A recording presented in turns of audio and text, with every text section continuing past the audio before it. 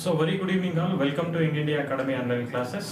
So ఈరోజు మనము CDP1 extension ఆఫీసర్కి ప్రిపేర్ అయ్యేటువంటి విద్యార్థులందరికీ కూడా మన యంగ్ ఇండియా అకాడమీ ఛానల్ని సబ్స్క్రైబ్ చేసుకోండి. అలానే మన యంగ్ ఇండియా అకాడమీ యాప్ని డౌన్లోడ్ చేసుకొని వెంటనే మీరు యొక్క CDP1 ఆన్లైన్ కోర్స్ని పొందండి. ఓకే, సో ఈరోజు మహిళా రిజర్వేషన్ బిల్కి సంబంధించినటువంటి అంశాలు చూద్దాం.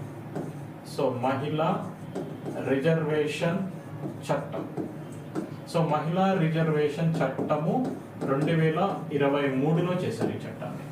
మీ అందరికీ తెలుసు, మహిళలకి సంబంధించి రిజర్వేషన్లు అంటే విద్యా ఉద్యోగాల్లో రిజర్వేషన్లు అనేటువంటిది మనకి ఆర్టికల్ 16లో మనకి విద్యా ఉద్యోగాలకు సంబంధించినటువంటి రిజర్వేషన్ల గురించి తెలియజేస్తుంది. అలానే మనకి 73వ రాజ్యాంగ సవరణ చట్టం, 74వ రాజ్యాంగ సవరణ చట్టం ద్వారా స్థానిక సంస్థలలో మహిళలకి మనకి 33% రిజర్వేషన్లను కూడా కేటాయించడం జరిగింది. అంటే స్థానిక సంస్థల్లోనూ విద్యా ఉద్యోగాల్లోనూ మహిళల రిజర్వేషన్ల గురించి ఆ చట్టాలు తెలియజేస్తున్నాయి.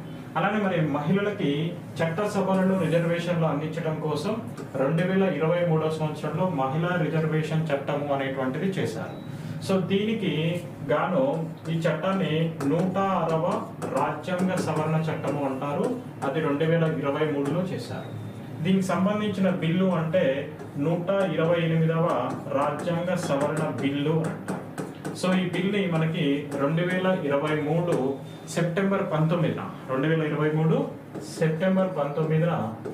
దీనిని మనకి పార్లమెంటులో ప్రవేశపెట్టడం జరిగింది. ఈ సెప్టెంబర్ 19న పార్లమెంట్లో ప్రవేశపెట్టాక ఇది బిల్లుని అనేక చర్చలు జరిగి దీన్ని ఆమోదించడం జరిగింది.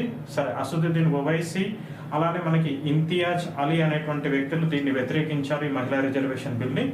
వ్యతిరేకించినప్పటికీ కూడా మెజారిటీ అనేటువంటిది వచ్చింది కాబట్టి ఇది చట్టంగా రూపొందించడం జరిగింది.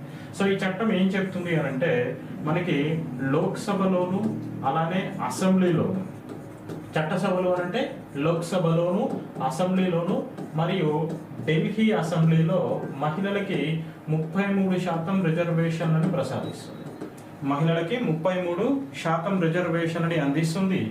ఈ యొక్క మహిళా రిజర్వేషన్ చట్టం 2023 ప్రకారము మహిళలకి చట్టసభలలో 15 సంవత్సరాల పాటు 15 సంవత్సరాల పాటు రిజర్వేషన్లని అమలు జరుగుతుంది అని కూడా ఈ యొక్క చట్టంలో ప్రస్తావించడం జరిగింది. ఈ చట్ట ప్రకారం మనకు ఉన్నటువంటి 543 స్థానాల్లో 33%, అంటే లోక్సభలో ఎన్ని స్థానాలు ఉన్నాయి? మొత్తం 543 స్థానాలు ఉన్నాయి, ఎంపీ స్థానాలు ఉన్నాయి. వీటిలో దాదాపు 33% సీట్లని